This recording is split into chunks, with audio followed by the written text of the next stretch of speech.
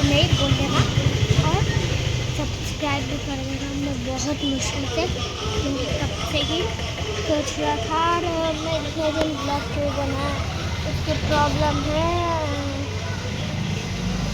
क्योंकि मेरे final exam थे, इसलिए मैं उसमें हुआ था। देखो मैं बाद में बात करता हूँ, थोड़ी देर यहाँ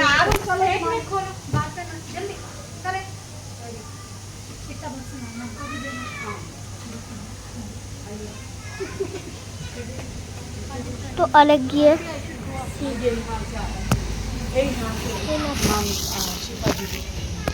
जाता हूँ मामी को। जल्दी जाओ,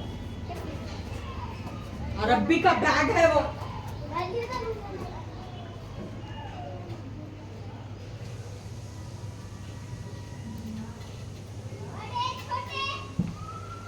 बड़े ना